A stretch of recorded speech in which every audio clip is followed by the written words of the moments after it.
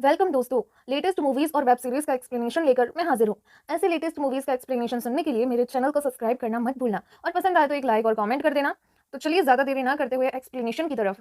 Movie की शुरुआत में हम एक ब्रिज देखते हैं जहां पर रिपोर्टर और पुलिस खड़े हुए हैं, जहां पर एक पैराग्लाइडिंग करते हुए कपल डिसबैलेंस होकर पुल की तरफ बढ़ रहे होते हैं। पर देखने से ऐसा लग रहा था कि जो लड़का है उस लड़की को ऊपर से नीचे गिराना चाहता है। वो लड़की बचाने के लिए गुहार लगा रही है। देखते हैं एक पुलिस इंस्पेक्टर को जो भाग कर उनकी तरफ आती है। आने के बाद इन दोनों को कैसे भी करके नीचे उतारती है और थाने में लेके जाती है। लड़की से पुलिस इंस्पेक्टर पूछ रही थी, अब तो सच बता दो, उस लड़के ने तुम्हारे साथ क्या किया।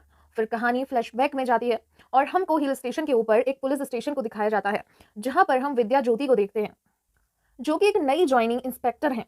वो अपने कलीग के साथ बात कर रही थी, तब बड़े साहब उसे बुलाते हैं अपने कैबिन में और बोलते हैं कि तुम्हारी इतनी बार पोस्टिंग हुई, उसके पीछे का रीजन मुझे पता है। तुम इतनी ऑनेस्ट पुलिस ऑफिसर हो कि कोई भी काम को तुम अधूरा नहीं छोड़ते और हर जगह तुम ऑनेस्टी दिखाते हो। बट तुम्हारे साथ जो लोग रहते हैं वो तुम्हारी तरह सोचते नहीं, इसलिए तुम पुलिस स्टेशन से दूसरे पुलिस स्टेशन बदलते रहते हो। तुम्हारी ऑनेस्टी की वजह से हम तुमको देते हैं पेट्रोलिंग की ड्यूटी, जो कि बिल्कुल भी अच्छा नहीं था। विद्या ज्योति को भी ये पता था। अपने सीनियर ऑफिसर के लेक्चर सुनने के बाद वो अपने कैबिन में आती है। कैबिन में आने के बाद इसे कॉल आता है कि एक घर में डोमेस्टिक वायलेंस हुआ है, एक लड़की को उसके पति ने मारा है। तो कंप्लेंट सुनने के बाद कांस्टेबल बोलता है, मैडम आप जाएंगे, पर वो औरत कंप्लेन ही नहीं करेगी। तो विद्या बोलती है, हमें हमारी ड्यूटी करनी पड़ेगी। विद्या जाती है उनके घर में और घर का दरवाजा खोलती है। सौम्या सुध और उसके साइड में उसकी माँ जी खड़ी होती है। विद्या के पूछने पर वो बताती हैं कि कुछ नहीं हुआ, पड़ोसी ने शायद कॉल कर दिया होगा। विद्या पूछती है कि आपको ये चोट कहाँ से लगी। वो बोलती है कि अलमारी से मैं टकरा गई थी और कुछ भी नहीं, और उसके मुंह के ऊपर दरवाजा बंद कर देती है। विद्या बहुत ही स्ट्रिक्ट पुलिस ऑफिसर है, वो रूल बुक को स्ट्रिक्टली फॉलो करती है। इसने अपने भाई को भी जेल में डाल दिया था, चाहे महीने भर के लिए ही। अब यहाँ पर पैराग्लाइडिंग साइड में कुछ गड़बड़ होती है, तो विद्या के सामने ध्रुव हीरो की तरह आता है और उस लड़की को कंफर्टेबल कराता है और सब कुछ शांत करवा देता है। ये जो पैराग्लाइडिंग का बिजनेस है वो उसी की है। फिर वो कांस्टेबल विद्या को बताता है कि उस दिन जिस घर से कंप्लेंट हमको मिला था वो इसी का घर है, उसी की पत्नी के ऊपर डोमेस्टिक वायलेंस हुआ था। ये सुनने के बाद विद्या इंक्वायरी करने के लिए उनकी शॉप में जाती है। उधर विद्या को देखकर सौम्या पूछती है, मैडम आपको क्या चाहिए। फिर थोड़ी देर बाद और एक लड़की उनके पीछे से बात करती है, जो कि हूबहू सौम्या की तरह दिख रही होती है।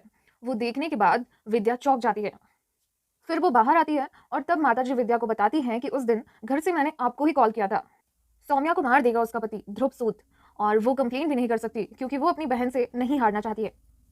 वो अपने परिवार को बचाना चाहती है। फिर ये बहन वाला एंगल आता है। फिर हमको फ्लैशबैक में दिखाया जाता है, आज से बहुत साल पहले इनके घर में माताजी दोनों बच्ची की देखरेख करने के लिए आई थी और कुछ दिनों में ही इन्होंने उन दोनों को अपना लिया था। इनके माँ के साथ ये दोनों बहुत ही कनेक्टेड थे। पापा तो शराब में डूबे रहते थे। दोनों बच्चे अपनी माँ से बहुत प्यार करते थे। उनकी माँ कुछ दिनों के बाद मर जाती है। सौम्या बहुत डरी सहमी रहने वाली बच्ची होती है और शैली स्ट्रेट फॉरवर्ड, तो सौम्या का देखरेख मुझे थोड़ा ज़्यादा करना पड़ता था। शैली को ये बिल्कुल पसंद नहीं था। वो बोलती थी कि ये नाटक कर रही है। उनके पापा ने शैली को हॉस्टल में भर्ती कर दिया था। शैली ने बोल कर घर छोड़ा था कि लाइफ में मैं तुझे कभी आगे जाने नहीं दूंगी। कुछ दिन बाद उनके पापा भी मर गए थे। पर शैली घर नहीं लौटी, हॉस्टल की छुट्टी में भी नहीं।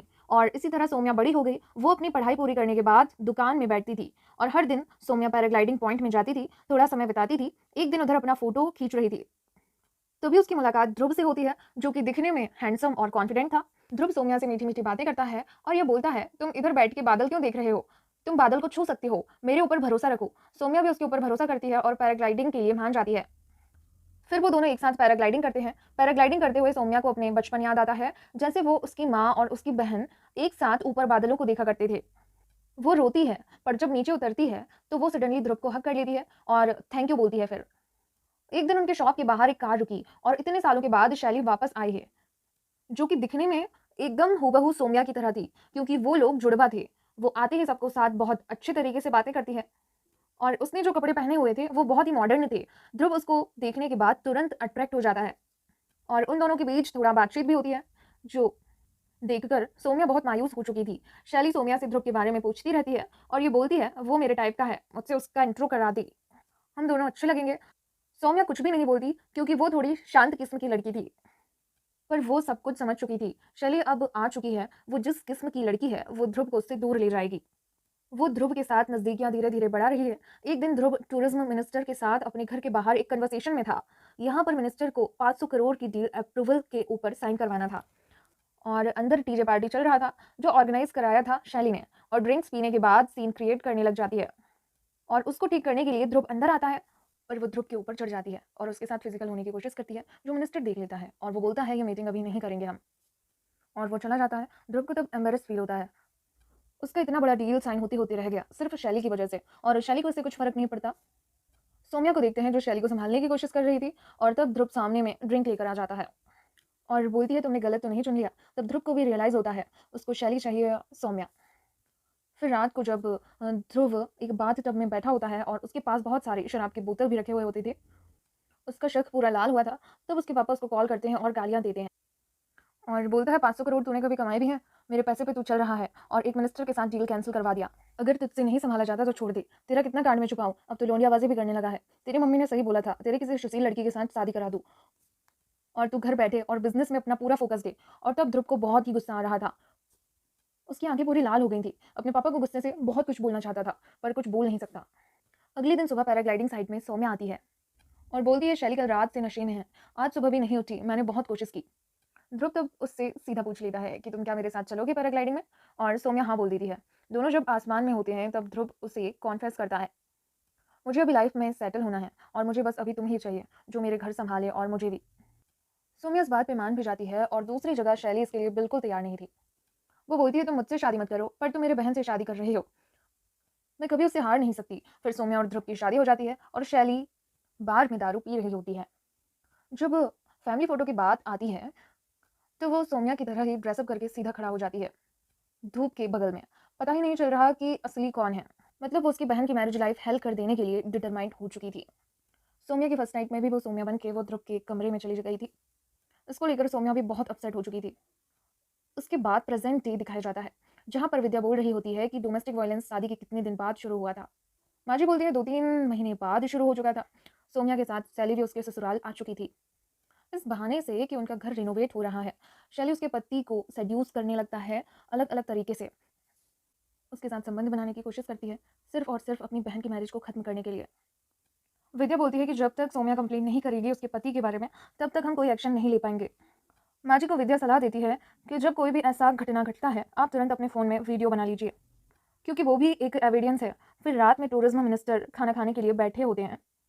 पूरा खाना सौम्या ने बनाया था, खाने में ज़्यादा मिर्च हो गई थी या वो मिर्च मिलाई गई थी शैली ने, जो मिनिस्टर के खाने के बाद ही छोक देते हैं। और बोलता है कि मैं कभी भी तुम्हारे घर खाना खाने के लिए तो नहीं आऊँगा, तुम मेरे ऑफिस में मिलना। सीधा ध्रुव को बहुत गुस्सा आता है, वो सौम्या के बाल पकड़ लेता है और किचन में जाकर हाथ मोड़ देता है और उसे बहुत गालियाँ देता है। फिर मिनिस्टर को गाड़ी तक छोड़ने के लिए बाहर चला जाता है। फिर विद्या माजी और सौम्या को डॉक्टर के क्लिनिक के बाहर देखती है और बोलती है तुम कंप्लेन क्यों नहीं कराते, तुम कंप्लेन करो, हम लोग एक्शन लेंगे। फिर सौम्या कुछ भी नहीं बोलती, वो सिर्फ बोलती है मैं गिर गई थी इसलिए मुझे चोट लग गई। फिर उसी दिन सौम्या और ध्रुव पुलिस स्टेशन आ जाते हैं और सीधा विद्या के कैबिन में जाने के बाद विद्या को धमकी देने लगा, तुम क्यों मेरे और मेरे पत्नी के बीच पड़े हो, डोमेस्टिक वायलेंस नहीं हुआ। और जब सीनियर आते हैं उनको भी धमकी देता है, मेरे पापा के बारे में आपको पता होगा, उनके पास बात ना ही पहुंचे तो ही सही रहेगा। आप लोगों के लिए हमारी फैमिली मैटर में इंटरफेयर मत करिए। उस दिन रात को देखते हैं सौम्या किचन में खाना बना रही होती है और अब ध्रुव पीछे से आता है और उसके साथ इंटीमेट होने की कोशिश करता है। तब सौम्या बोलती है मुझे बच्चे चाहिए, जिस बात पे ध्रुव को बहुत ही गुस्सा आता है। वो चीखते हुए बोलता है फिर से वो नाटक तुमने शुरू कर दिया, और सौम्या को धकेल देता है। फिर अपने कमरे में चला जाता है, वो भी गुस्से में। अगले दिन सुबह माँ जी शैली को बोल रही होती है कि इन दोनों की लाइफ और ज़्यादा खराब मत करो। शैली बोलती है उसका पति मेरा पीछा नहीं छोड़ता। अगले दिन दिखाया जाता है शैली और माँ जी गए थे बाजार सामान लेने के लिए। सौम्या और ध्रुव घर में अकेले थे। ध्रुव ने फिर से माफ़ी मांग लिया। सौम्या को लग रहा था कि सब कुछ ठीक हो चुका है। सौम्या फिर से बच्चों वाली टॉपिक उठाती है और बोलती है हम दोनों को परिवार शुरू करना चाहिए। और ध्रुव का कहना था कि मैं अभी बिजनेस को एक्सपेंड करना चाहता हूँ, बच्चे के लिए मेरे पास टाइम नहीं है।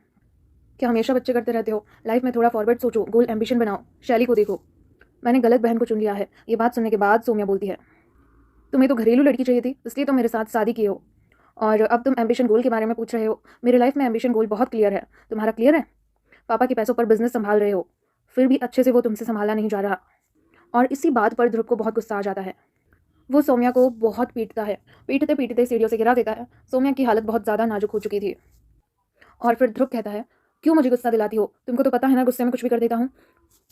और वो सौम्या को उसी हालत में छोड़कर वो घर के बाहर चला जाता है।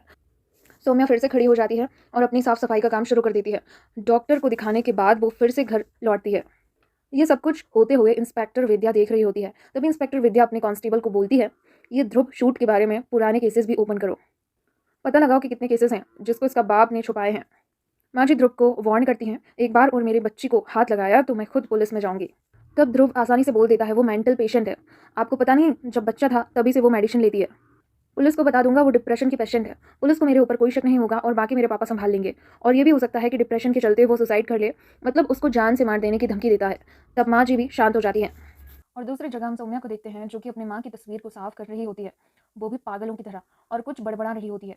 उससे शॉप की चाबी मांगने के लिए शैली जब आती है, उसे इस हालत में देखकर वो भी शॉक हो जाती है। उसे लगता है कि वो नाटक कर रही है, इसलिए चाबी लेकर चली जाती है। सौम्या के सामने अब ध्रुव शैली से बात करने लगता था। सौम्या को सब कुछ दिख रहा था, पर सौम्या कुछ बोल नहीं सकती थी। ध्रुव बोलता है मुझे अब इंस्पेक्टर को थोड़ा टाइट देना पड़ेगा। इंस्पेक्टर विद्या को धमकी देने के लिए उसके बेडरूम जाता है और धमकी देता है। इंस्पेक्टर बोल देती है, तुझे मैं तो अब पर्सनली देखूंगी, तू मेरे घर पे आके मुझे धमकी दे रहा है।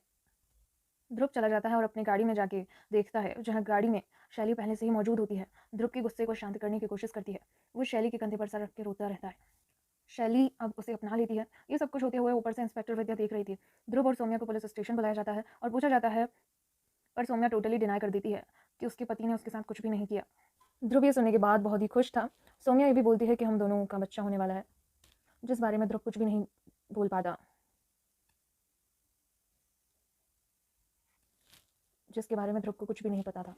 सिचुएशन को देखते हुए ध्रुव तब हाँ में हाँ कर देता है। फिर वो उस दिन रात को ध्रुव सौम्या को थैंक्स बोलता है और बोलता है कि आगे से ये सब कुछ नहीं करेगा। सौम्या भी मान जाती है और बोलती है, हम शुरू से शुरुआत करेंगे, कल हम फिर से पैराग्लाइडिंग करने के लिए जाएंगे और हमारी नई ज़िंदगी की फिर से शुरुआत करेंगे। और ध्रुव तब मान जाता है। कल होली थी। होली की पार्टी में ध्रुव फिर से शैली से चिपकने लग जाता है। सौम्या सब कुछ नोटिस कर रही होती है। वो ध्रुव को बुलाती है और पैराग्लाइडिंग पॉइंट पर जाने के लिए बोलती है। फिर आपको आगे की स्टोरी तो पता है। मूवी की शुरुआत में आपको बताई थी कि दोनों कपल जिनका पैराग्लाइडिंग डिसबैलेंस हो चुका था, मतलब पति पत्नी को गिराने की कोशिश कर रहा था, वो ये दोनों थे। और उसी पॉइंट में हम देखते हैं कि शैली, माजी और इंस्पेक्टर विद्या तो उधर मौजूद होते हैं। सारे लोग वीडियो बना रहे होते हैं। वीडियो देखने के बाद ये साफ हो चुका था कि सौम्या को मारने की कोशिश कर रहा था ध्रुव। और फाइनली पुलिस स्टेशन में जाने के बाद सौम्या सब कुछ बता देती है कि ध्रुव ने उसे मारने की कोशिश की, उसे जेल के अंदर ले जा रहा था। वो बोल रहा था कि सौम्या झूठ बोल रही है। फिल्म में देखते हैं कुछ टाइम के बाद ध्रुव के पापा भी आ जाते हैं। वो बहुत ही पावरफुल होते हैं, वो किसी भी लॉयर को खरीद सकते हैं। इसलिए विद्या खुद से इस केस को लड़ेगी और ध्रुव को सजा देगी। इस केस को दबाया भी नहीं जा सकता क्योंकि पूरा वीडियो प्रूफ है, तो केस तो कोर्ट में जाना ही था।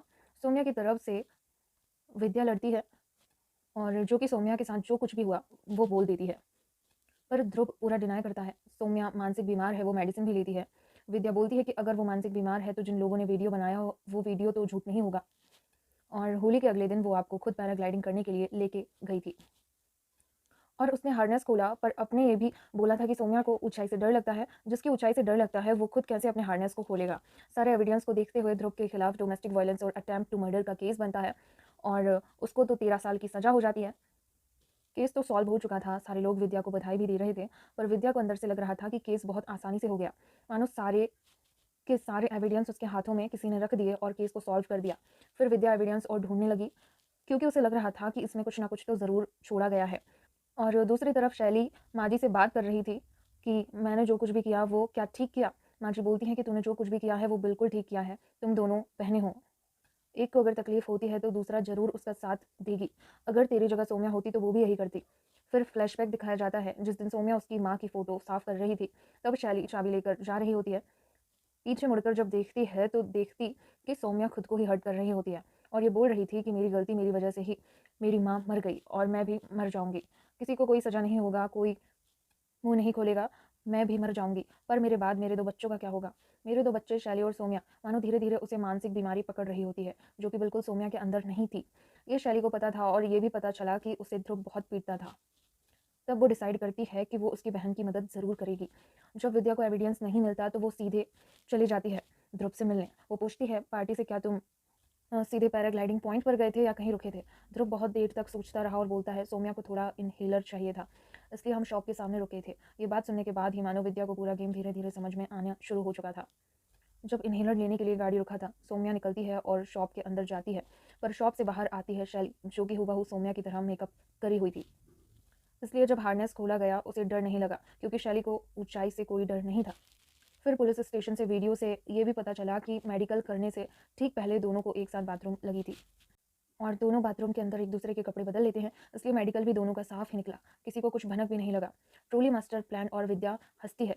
विद्या फिर सीधा पूछती है सौम्या के घर। वो प्रॉमिस करती है कि इसको मैं रीओपन करूँगी और तुम तीनों को मैं सज़ा ज़रूर दिलाऊँगा। तूने क्या बेवकूफ़ बनाया है मुझे। शैली बाहर आती है और बोलती है अगर आप ऐसा करते हो तो मेरी बहन वैसे ही मर जाएगी, क्योंकि वो मेरी बहन को मरवा देगा। आप क्या चाहते हो, मेरी बहन जब मर जाएगी तब मैं पुलिस के पास जाके जस्टिस लूँगी? मुझे पता है जो कुछ भी किया गया है वो हमने ही किया है। पर ये सच है कि उसके साथ डोमेस्टिक वायलेंस हुआ है। विद्या कहती है सोनिया इसलिए कंप्लेंट कर सकती थी। कोर्ट में केस रीओपन होता है, कोर्ट का प्रोसीजर शुरू होता है और विद्या कुछ एविडेंस पेश करे इससे पहले ही हम देखते हैं कि सोम्या बोलती है कि मैं कुछ कॉन्फेस करना चाहती हूँ। जज उसे परमिशन देते हैं। कटघरे में आने के बाद सोम्या बोलती है मैं कॉन्फेस करती हूँ कि मेरे माँ के मरने में मेरा भी हाथ है। मेरे पापा आए दिन मेरे माँ के ऊपर डोमेस्टिक वायलेंस करते थे। हम सोते थे, समझते थे, लेकिन दुहाई देती थी सब लोग क्या बोलेंगे। ये सब कुछ तो होता ही रहता है। मैं भी पहले ऐसा ही सोचती थी, इसलिए माफ़ कर देती थी। सोचती थी जो प्यार करता है उसको ये सब कुछ करने के भी हक है। पर मैडम मैं गलत थी, इसलिए मैंने आवाज़ उठाई। अब सब कुछ आपके हाथ में है कि आप हम लोगों को सजा देंगे या हम लोगों को जीने देंगे। ये सब कुछ सोम्या जज को नहीं, ये सब कुछ विद्या को सुना रही थी, क्योंकि विद्या एविडेंस पेश करने वाली थी और विधि सब कुछ सुनने के बाद एविडेंस पेश नहीं करती। विद्या को समझ आ रहा है रूल से ज़्यादा इम्पॉर्टेंट कारण हमारे रूल्स में बहुत फॉल्ट है जो अमीर पावरफुल लोग खरीद लेते हैं। ऐसे ही एक सोशल मैसेज के साथ में फ़िल्म समाप्त होती है। कैसी लगी कमेंट करके ज़रूर बताइए और अच्छी लगी तो लाइक कर दीजिए और ऐसे ही मूवीज़ की एक्सप्लेनेशन सुनने के लिए सब्सक्राइब ज़रूर कीजिएगा। Thank you.